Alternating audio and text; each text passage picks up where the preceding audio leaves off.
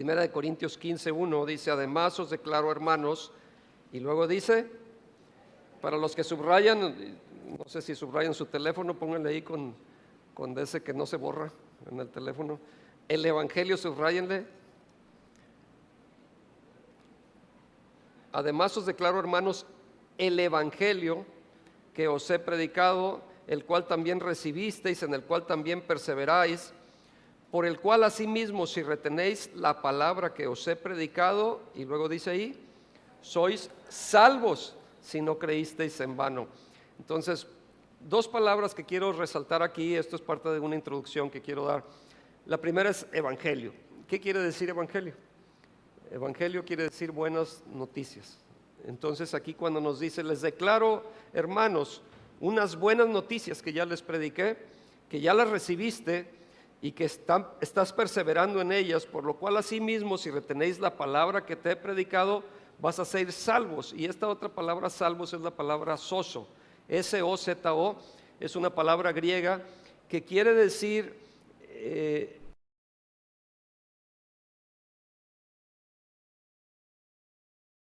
etcétera. Tiene varias definiciones. Entonces, este evangelio, que son buenas noticias, es un evangelio que si tú lo retienes, vas a ser salvo, vas a ser preservado, vas a ser liberado, vas a ser sanado. Esto nos habla del evangelio, y estas verdaderamente son buenas noticias. ¿Cuál sería una mala noticia? Pues que te perdieras, que no fueras salvo, que estuvieras enfermo.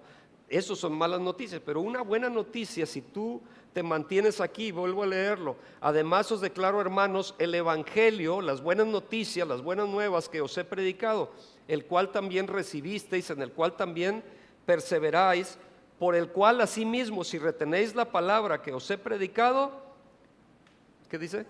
Sois salvos si no creísteis en vano. Si creísteis en vano, pues no jala, pero si tú creíste en esto es lo que tú obtienes. Y luego en el versículo 3 y 4, Pablo resalta las cosas específicas que Jesús hizo para que este evangelio, para que las buenas nuevas sean una realidad en nuestras vidas. Y nos da, bueno, vamos a leerlo, nos dice tres cosas. Ustedes que son bien analíticos van a entenderlo. Dice, porque primeramente os he enseñado lo que asimismo recibí. Número 1, que Cristo murió por nuestros pecados, conforme a las Escrituras. Número 2, y que los tengo bien dormidos, a ver, necesitan pararse tantito, ¿qué hacemos? Yo me acuerdo en la escuela decía al maestro cuando te veía así, vete a echar tantita agua, porque veía que no estabas captando nada. No sé si quieran ir a tomar agua o ir a pegar un brinco, ¿qué queremos hacer? A ver, va otra vez, porque primeramente os he enseñado lo que asimismo recibí. ¿Qué? Número 1, Cristo murió por nuestros pecados. Bueno, dice conforme a las Escrituras. Número 2, y que fue sepultado. Y número 3, resucitó al tercer día conforme a las Escrituras. Entonces tenemos tres elementos del evangelio aquí. Que si me ponen la imagen primera, por favor. 1, Jesús murió por nuestros pecados. Número 2, fue sepultado. Número 3, Él resucitó al tercer día. Todo de acuerdo a las Escrituras. Aquí se cumplen las profecías en estas tres cosas. Conforme a las Escrituras es todo esto. Ahora, el punto es que debes de tener estos tres, porque si no tienes los tres, el evangelio está incompleto. Tienen que estar estas tres cosas. No solo puedes tener dos, no solo puedes tener una. Tienen que estar las tres para que sea un evangelio completo, un evangelio real, para que realmente sean buenas noticias. Porque si no, está mocho. Solo tienes parte de, y no es el evangelio completo. Muchas veces somos muy buenos basándonos en las primeras dos, tal vez, que decimos, bueno, sí, Cristo murió por mis pecados y pagó mis culpas, y es parte del evangelio, y es importante tener esto, entender que su sangre derramada, porque sin remisión, ¿cómo va? Sin derramamiento de sangre no hay remisión de pecados. Entonces es importante, qué bueno que Jesús fue a la cruz, es parte del evangelio, pero no se queda ahí. No nos podemos quedar en el Viernes Santo. Tenemos que llegar hasta el domingo de resurrección. Jesús resucitó de entre los muertos. Y si yo me salto esa parte, yo tengo un evangelio incompleto. Y tenemos que enfatizar la victoria de Jesús sobre la muerte. Tenemos que entender, Jesús venció a la muerte. Jesús no se quedó en esa tumba, Jesús no se quedó en la cruz. Pero hay iglesias que han dejado a Jesús en la cruz. Hay iglesias que tienen imágenes donde Jesús sigue estando en la cruz. Muchas personas traen crucifijos aquí donde traen a Jesús en la cruz y ahí se quedaron. Ok, es parte del plan redentor de Dios, pero no es todo. El evangelio completo incluye esas tres cosas que les dije. Jesús fue sepultado, pero luego Jesús venció a la muerte, resucitó. Pablo lo dijo, sin la resurrección nuestra fe es vana y seguimos muertos en el pecado. La resurrección es la resurrección la que completa la historia. Es la resurrección la que trae la victoria. Jesús le llamamos Señor porque fue Señor de la muerte, venció a la muerte. Él conquistó al infierno, Él conquistó al sepulcro, que eso viene a ser a veces como nuestro más grande enemigos, porque si tú le tienes miedo a la muerte, se convierte en un gigante, en un enemigo, y dices, es que yo no quiero llegar a la muerte, tengo miedo, no sé qué va a pasar. Y tenemos tanto miedo, pero cuando entendemos que Jesús venció a la muerte, hasta la muerte ahora me ayuda, porque cuando enfrento yo la muerte, cuando fallezco, entonces es cuando voy a estar cara a cara con mi Señor. Y es lo que yo busco. Y la muerte entonces se convierte en la puerta para llegar a lo que tanto anhelo, a estar cara a cara con nuestro Creador y Salvador. Así es que ya no hay por qué tenerle temor entonces. Y ese es el poder de la resurrección. La semana pasada, ¿quién estuvo la semana pasada aquí? Salud. La semana pasada estuvimos aquí. Los que estuvieron aquí saben que yo hablé sobre la resurrección de Jesucristo, ¿se acuerdan? Hablé de la resurrección de Jesucristo, vimos la historia de cómo hubo estos eventos, pero ahora quiero hablarles, siguiendo la línea, quiero hablarles sobre el poder de la resurrección de Cristo. Entonces, bueno, ahí está mi siguiente imagen, el poder de la resurrección de Cristo, porque hay poder en esta resurrección. Y esto es tan importante porque esto es lo que mantuvo a los discípulos unidos, aunque eran de diferentes culturas, podían ser de diferentes nacionalidades, pero esto es lo que mantuvo una cohesión y hasta la fecha nos sigue manteniendo juntos, que Jesús venció a la muerte, Jesús resucitó. Y hay tres verdades del poder de la resurrección, y eso es el tema lo que quiero ver. Todo esto fue una introducción, termino mi introducción, pero hay tres verdades fundamentales que quiero que entendamos. Número uno, tres verdades del poder de la resurrección. El poder de la resurrección, número uno, resucitó a un hombre de la muerte. Número dos, el poder de la resurrección resucita a los hombres de la muerte. Y número tres, el poder de la resurrección resucitará a los hombres de la muerte. Y aunque parezca, dices, oye, pues estás hablando lo mismo. No, vamos a verla de una por una para que vean que no. Y vamos, esto viene, lo sacamos de ahí de Primera de Corintios 15 que estábamos leyendo. La primera de estas verdades, el poder de la resurrección resucitó a un hombre de la muerte. ¿De quién estaré hablando? Estoy hablando de Jesús, obviamente estoy hablando de Jesús, me refiero a Jesús. La resurrección, hay que entender que no es un cuento de hadas, la resurrección no es un engaño planeado por los discípulos para que las multitudes siguieran, las masas fueran y siguieran a Jesús. No, la resurrección es algo real, es una verdad, es un hecho irrefutable. La Biblia no es la única fuente que tenemos que nos habla sobre la resurrección. La Biblia nos da un conocimiento histórico, pero encontramos muchos otros escritos que hablan de esta resurrección. No es el único escrito de la Biblia, hay muchos otros. Hay escritores o escritos seculares e históricos que hablan de la resurrección. Uno de ellos es un historiador judío del primer siglo, conocido como Josefo. Y hay muchos escritores que luego hacen referencia a escritos de este Josefo, porque fue alguien importante, alguien sobresaliente que escribió, que estuvo registrando hechos que sucedieron durante ese tiempo, y él registra que Jesucristo resucitó. Y no solo él, para mí fue una sorpresa encontrar también que un hombre, otro escrito que prueba de la resurrección, fue un escrito por alguien llamado Poncio Pilato. No sé si les suena ese nombre, Poncio Pilato, pero Poncio Pilato pues fue un gobernador romano, fue justamente quien condenó a muerte a Jesús. Pues él escribió sobre la muerte y resurrección de Jesús. Aquel que quería callar, aquel que lo condenó a la muerte, luego tuvo que reconocer y quedó registrado que Jesucristo había resucitado. Pero entonces tenemos diferentes escritos fuera de la Biblia que apoyan esta idea de que Jesús resucitó. Y encontramos varios hechos y varios testigos que vienen a confirmar Jesús resucitó. Jesús resucitó de la muerte.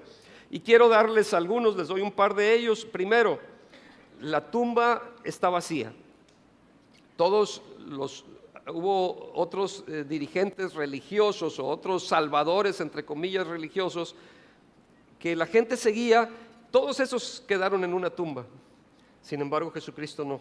Jesucristo dejó la tumba vacía. Jesús está vivo, Él vive, Él tomó prestada la tumba solo por unos días, por unas horas, y finalmente la dejó vacía porque Él resucitó. Él no está ahí, Él está vivo. En Juan 20, versículo 1, nos dice: el primer día de la semana, María Magdalena fue de mañana, siendo aún oscuro, al sepulcro y vio quitada la piedra del sepulcro. ¿Qué es lo que vio ella? Vio quitada la piedra. Ella vio, bueno, había unos guardias ahí, ya no los vio. Cuando ella llegó ya no estaban ahí estos guardias. También, ¿qué vio? Vio que la piedra estaba quitada, pero algo más que vio es que la tumba estaba vacía y que Jesús no estaba ahí. Entonces ella rápido corrió y fue a la casa de Pedro y Juan, como vimos la historia de la semana pasada.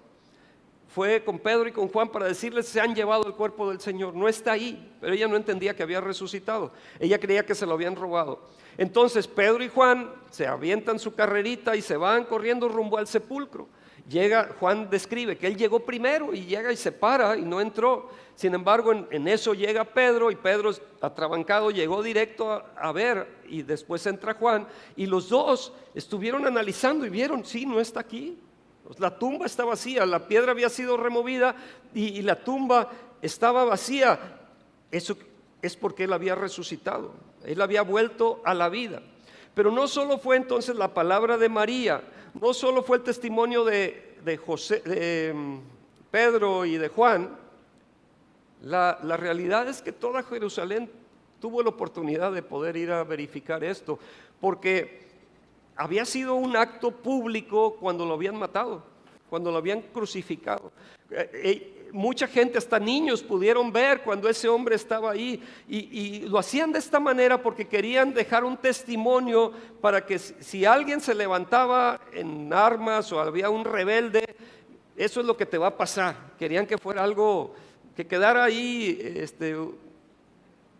pues algo que lo sintieras, que lo recordaras. Entonces mucha gente había visto que Jesús estaba en la cruz. Era común que cuando los crucificaban, tal vez porque a veces eran muchas las horas que pasaban vivos todavía, moribundos, vamos a decir, en agonía, colgados en la cruz, y pasaban y lo veían que estaban ahí con las moscas y tirando sangre, pero todavía respirando, y era común verlos hasta que definitivamente veían: ya murió. En el caso de Jesús le clavaron una lanza. En el caso de Jesús tuvieron que acelerar este proceso. Luego les tronaban los huesos para que no pudieran apoyarse y murieran por asfixia. En el caso de Jesús estaba profetizado que no le iban a romper huesos. Y como venía el día de reposo, tenían que acelerar el proceso, y fueron y le clavan una lanza en el costado y salió sangre y agua, y fue cuando Jesús finalmente falleció, pero antes dijo sus palabras: consumado es, y Señor, recibe mi espíritu, me encomiendo a ti. Y esas palabras, esas frases que vimos aquí fue el viernes, ¿verdad? Que en Semana Santa, semana pasada que estuvimos repasando, Jesús murió y la gente vio que había muerto, y luego lo fueron a llevar rápido porque venía el día de reposo. Lo fueron a llevar a esta tumba prestada, y lo prepararon rápido como pudieron. Pusieron la piedra, pero ya no estaba en esa piedra, y todo el mundo lo había visto morir. Ahora todo el mundo, toda la gente ahí de Jerusalén tenía la oportunidad de ir a confirmar los rumores que decían: ya no está ahí, ese hombre ya no está ahí, lo sacaron, ya no está, salió de esa tumba. Ahora, en ese tiempo que se celebraba la Pascua, la cantidad de gente que había en Jerusalén no era la cotidiana, se multiplicaba 10 veces más, porque había mucha gente que venía de fuera. Entonces no solo los locales, sino mucha gente que estaba de visita ahí, pudieron pasar a este lugar público y ver que Jesús no estaba ahí. Mucha gente, mucha gente. Ellos podían confirmar, sí, la tumba está vacía, y esa tumba estaba dando un testimonio. Luego esta gente, cuando ya regresó a sus ciudades y sus aldeas, llegaban platicando y diciendo: oye, había un hombre que murió y resucitó. ¿No será como aquel Lázaro que platican, que yo lo pude ver? Algunos decían, ¿no? Pude ver a Lázaro que murió y resucitó, estuvo enterrado 3 días y después Jesús de Nazaret, al que crucificaron, él fue el que lo hizo volver a la vida. Y todo esto, había muchos testimonios. Ahora, no solo quiero que creas la palabra de María o la palabra de Pedro y Juan o de las grandes multitudes que lo habían visto. Hasta la actualidad, ese lugar ahí en Jerusalén es un lugar turístico donde la gente va a ver que Jesús no está. Es un sueño para mí ir un día, poder ir a Tierra Santa y poder ir a esos lugares donde caminó Jesús y donde estuvo enterrado Jesús y ver, pues sí, no hay nadie aquí. No hay nadie aquí. Por eso dijeron: ¿por qué buscas entre los muertos al que vive? No hay por qué buscarlo ahí realmente. Pero todo esto, hay múltiples testimonios. Mucha gente ha visto de diferentes generaciones que la tumba está vacía. Y hay un pensamiento que surge, que dicen que la piedra no fue quitada para que saliera Jesús de la tumba, porque Jesús podía haber salido con piedra o sin piedra. La piedra no fue quitada para que Jesús saliera, la piedra fue quitada para que tú y yo pudiéramos entrar y ver que Jesús no estaba ahí. Y podemos dar testimonio, decir: sí, es una tumba que está totalmente vacía. Entonces la tumba vacía es el primer testigo de la resurrección de Cristo. Número 2, hay relatos de testigos que vieron a Cristo resucitado. Si regresamos a 1 Corintios 15, ahí en el versículo 3, porque primeramente os he enseñado lo que asimismo recibí, que Cristo murió por nuestros pecados conforme a las Escrituras, y que fue sepultado, y que resucitó al tercer día conforme a las Escrituras. Y después dice: y que apareció a Cefas, es decir, a Pedro, y después a los 12, y después apareció a más de 500 hermanos a la vez, de los cuales muchos viven aún y otros ya duermen. Y después apareció a Jacobo, el hermano de Jesús, después a todos los apóstoles, y luego dice Pablo: y al último de todos, como un abortivo, me apareció a mí. Y aquí Pablo está diciendo: yo vi al Salvador resucitado, yo lo vi. Y si no me creen, hay muchos testimonios y los da por nombre, empieza a dar. Están los apóstoles, está Pedro, está el hermano de Jesús, y empieza a dar estos testimonios y hace 6 menciones aquí, 6 momentos en que Jesús se apareció a la gente después de la resurrección. Si lo repasamos, en versículo 5, ¿quién fue el primero? A Cefas o Pedro, ¿verdad? Después, los 12, ahí está el número 2. La tercera mención es: apareció, dice, a más de 500 hermanos a la vez. Y luego dice en el versículo 7 que apareció, número 4, a Jacobo, el hermano de Jesús. Número 5, después apareció a todos los apóstoles. Y por último, dice: me apareció a mí. Entonces él está diciendo: si no me creen mi palabra, pregúntenle a todos ellos. Les estoy dando varios elementos, y menciona 6 ocasiones en que Jesús apareció. Incluso en estos momentos apareció a más de 500 a la vez. O sea, aquí hay 400 sillas. Imagínate todas las sillas llenas y otro tanto más. Más de 500 apareció a la vez. Y no podrías tú pensar, o es imposible pensar que es que se pusieron de acuerdo para planear esto, para decir. Yo decía en la mañana que a veces en la casa no nos ponemos de acuerdo en qué vamos a comer, y somos 2. ¿Qué quieres comer? Y a lo mejor, pues a mí se me antoja esto. Bueno, pues, ¿cómo ves esto? No, y estamos así, o sea, en 2 no te pones de acuerdo. Ahora 500 ponerlos de acuerdo, 500 personas que algunos yo creo que ni se conocían entre ellos. Imposible concluir que todas esas personas tuvieron la misma alucinación o que fueron todos parte de algún engaño elaborado. No, aquí la realidad es que la tumba está vacía. La realidad es que Él está vivo, Él vive. Y les doy una prueba más. Número 3, hubo un gran cambio en los discípulos. Si Jesús no resucitó de los muertos, ¿cómo explican que estos discípulos, después de ser cobardes, después de ser volubles, llegaron a convertirse en este grupo de líderes valientes, audaces, o sea, aventados, o sea, que estaban dispuestos hasta entregar su vida por la causa? O sea, piensen lo que sucedió. Jesús, el día que fue traicionado, estaban ellos ahí en el huerto de Getsemaní, habían estado orando juntos, y entonces Pedro le dice: Señor, pase lo que pase, yo nunca te negaré. O sea, bien aventado el Pedro, ¿no? Pase lo que pase, yo nunca te voy a negar. Y entonces llegan los guardias para arrestar a Jesús. ¿Y qué pasó? Para empezar, todos le salieron alas, ¿no? Corrieron todos los discípulos, se fueron, se desaparecieron. Y la Biblia dice que se dispersaron como ovejas sin pastor.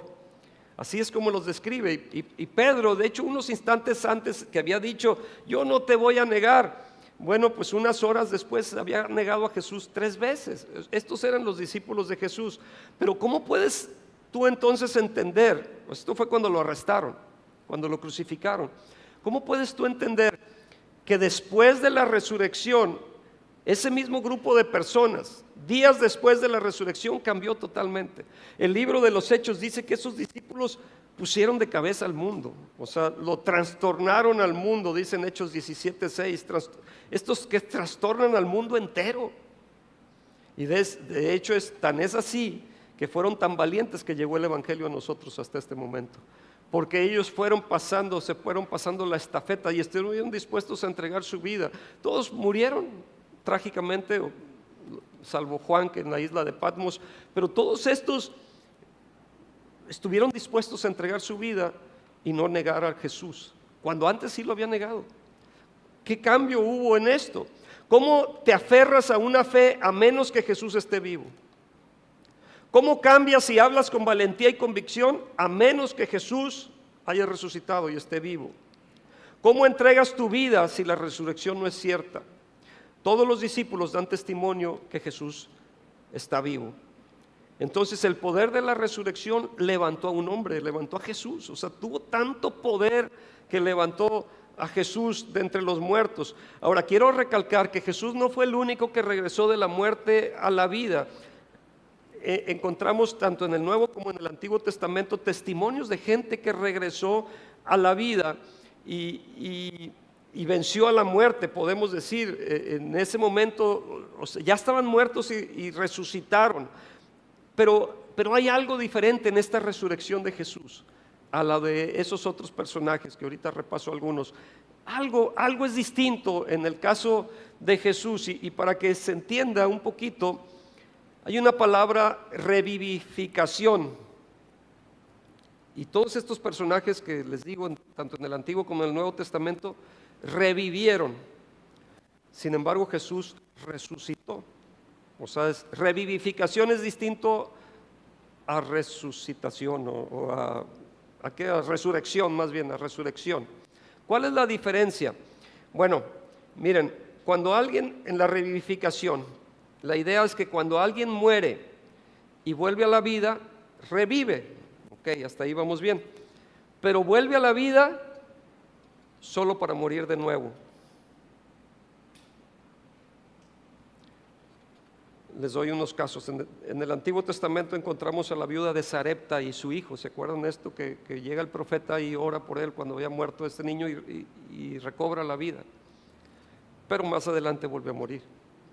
Encontramos en el Nuevo Testamento a otra viuda, la de Naín, también en el caso de su hijo, que este hijo fue vuelto a la vida. Y podemos así mencionar la hija de Jairo. La hija de Jairo, ya está, esta niña de 12 años, cuando llega Jesús, Cuando Jairo había ido a buscar a Jesús y llega, y como Jesús se entretuvo con esta mujer del flujo de sangre, cuando llega le dicen: ya no molestes al maestro, tu hija ya murió. Y entonces Jesús saca a todos los incrédulos y vuelve a la niña a la vida. Y esta niña volvió a vivir después de estar muerta. Otro caso es el de Lázaro, ¿no? Lázaro, que tenía 3 días muerto, ya apestaba ahí donde lo habían enterrado, y dijo Jesús que lo desatara, ¿no?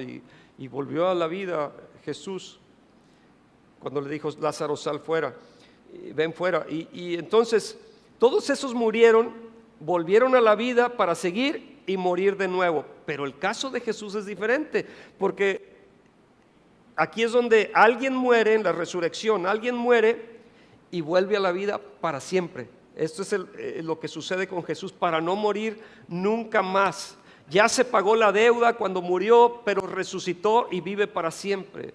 Y eternamente Él sigue vivo. La resurrección es la reversión total de la muerte. Y Jesús es el único que ha conquistado la muerte. Nuestro Salvador Jesús es el único que ha conquistado la muerte para siempre. Y lo emocionante aquí para nosotros los creyentes es que tenemos promesa de resurrección. Se nos da la promesa de resurrección y Él nos resucita. Entonces esto nos lleva a la segunda verdad. ¿Cuál fue la primera verdad? Que el poder de la resurrección resucita a un hombre, a Jesús, de entre los muertos. Pero número 2, ¿cuál es la segunda verdad? Que el poder de la resurrección resucita a los hombres de los muertos. Pablo dice en 1 Corintios 15, versículo 12 en adelante: pero si se predica a Cristo que resucitó de los muertos, como dicen algunos entre vosotros que no hay resurrección de muertos, porque si no hay resurrección de muertos, tampoco Cristo resucitó. Y si Cristo no resucitó, vana es entonces nuestra predicación, vana es también vuestra fe. Versículo 20: mas ahora Cristo, lo leemos juntos por favor. Mas ahora Cristo ha resucitado de los muertos, primicias de los que durmieron es hecho. ¿Qué significa primicias? Es la primera parte, ¿no? Las primicias, cuando es el primer fruto, estas son las primicias. Y si leemos luego el versículo 21: porque por cuanto la muerte entró por un hombre, también por un hombre la resurrección de los muertos. Porque así como en Adán todos mueren, también en Cristo todos serán vivificados. Y Pablo se refiere aquí a Adán como que a través del pecado de Adán es que entró la muerte a toda la humanidad. ¿Y qué es lo que pasó? Que a través del pecado de este hombre todo el mundo quedó infectado, toda la raza humana se infectó. Pero así como la muerte vino a través de este hombre, de Adán, bueno, ahora a través de este siguiente hombre, del último Adán, como las escrituras mencionan a Jesús, vino la vida, vino la resurrección, tenemos vida eterna. Y así es que con el poder de la resurrección, el pecado, la muerte física, la muerte espiritual, pierden su poder sobre los hombres. Y voy a separar para hablar de lo espiritual y lo físico. Ahorita más adelante quiero mencionarlo. Pero ahora dice, los hombres pueden ser vivificados. A través del poder de la resurrección, los hombres pueden volver de la muerte a la vida, pueden ser resucitados.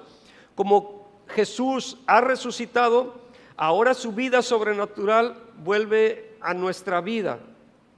Resucita a los hombres de los muertos espiritualmente. Quiero hablar primero de este tema, espiritualmente. Y para entenderlo quiero que leamos lo que Pablo le dice a los romanos en Romanos 8:10. Ahorita regresamos allá a Corintios. Romanos 8:10 dice: pero si Cristo está en vosotros, el cuerpo en verdad está muerto a causa del pecado, mas el espíritu vive a causa de la justicia. Y si el espíritu de aquel que levantó de los muertos a Jesús mora en vosotros, el que levantó de los muertos a Cristo Jesús, a ver, ¿están conmigo? Vivificará también vuestros cuerpos mortales por su espíritu que mora en vosotros. Ese es el poder de la resurrección.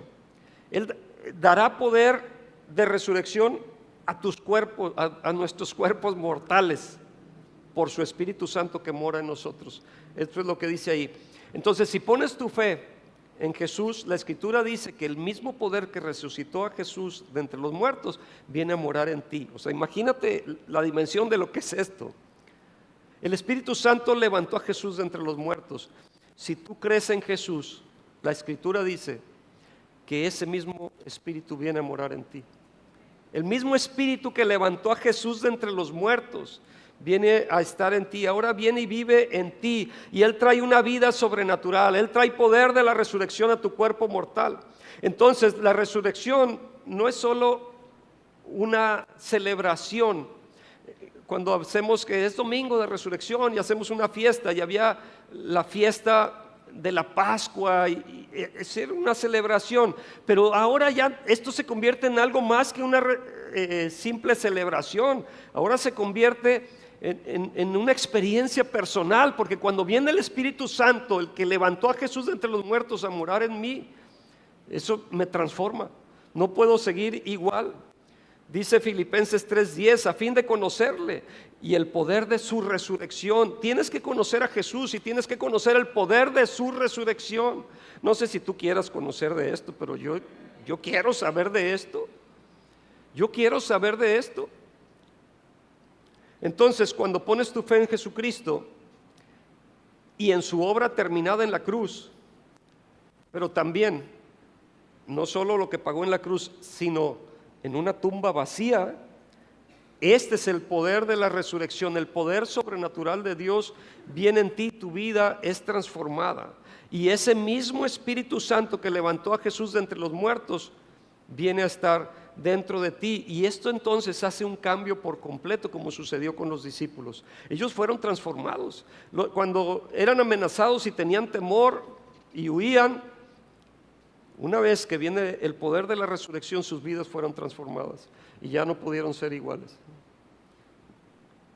Segunda de Corintios 5, versículo 17, Pablo dijo que quien pone su fe en Jesús es una nueva creación.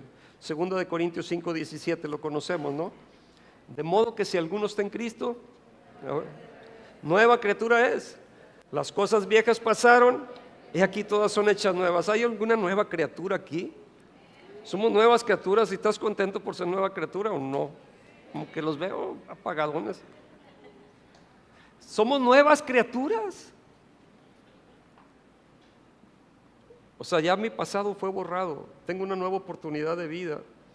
Cambiaste de adentro, el viejo hombre ya se fue, todo se vuelve nuevo. Y la Biblia nos dice que antes de la resurrección éramos esclavos al pecado. Antes de la resurrección éramos esclavos del deseo de nuestra carne. Busquen Efesios 2, versículo 1. Efesios 2, versículo 1. A ver, si con esto no se despiertan, yo no sé con qué.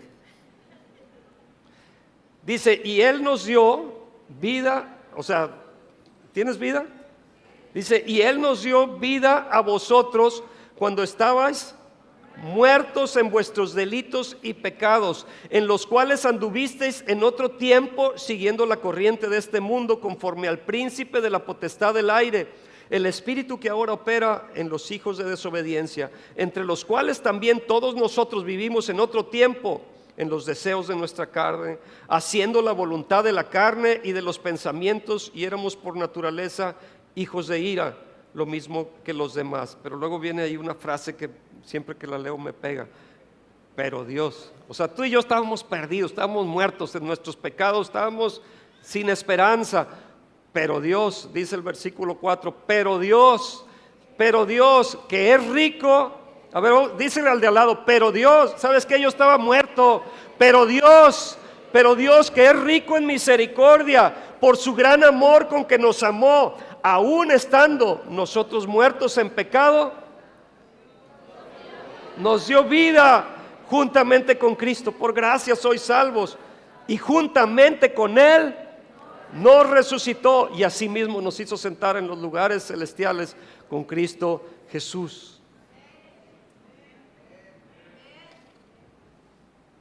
Gloria a Dios por esto, ¿no?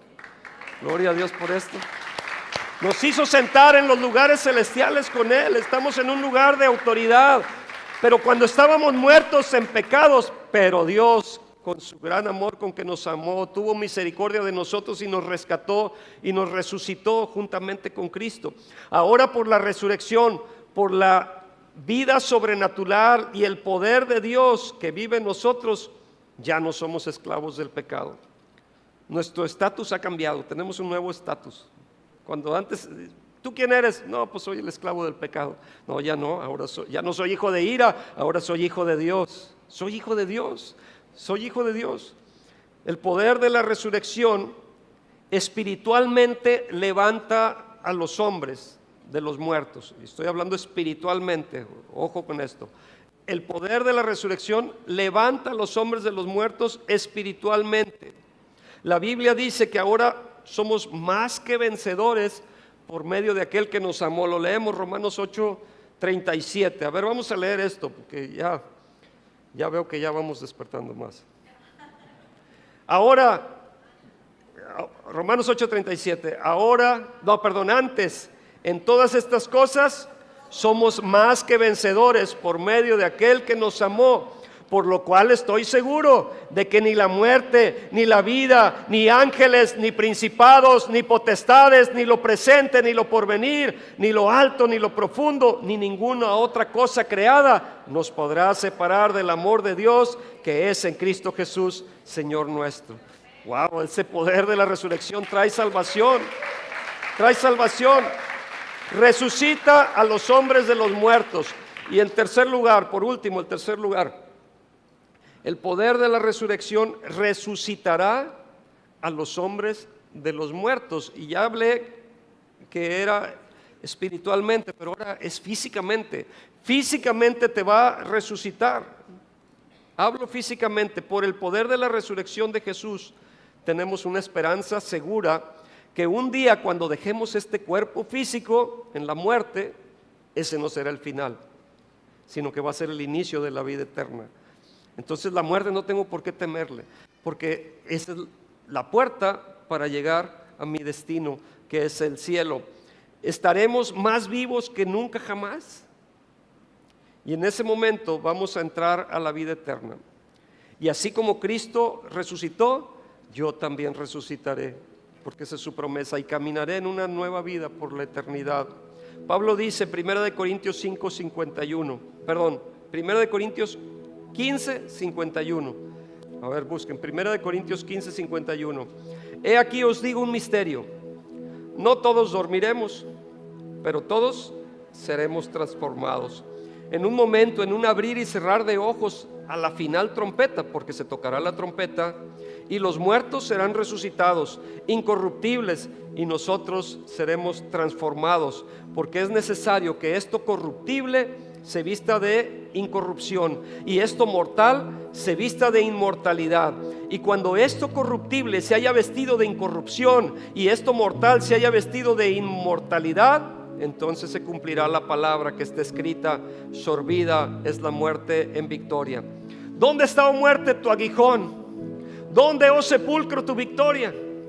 Ya que el aguijón de la muerte es el pecado y el poder del pecado la ley, más gracias sean dadas a Dios, que nos da la victoria por medio de nuestro Señor Jesucristo.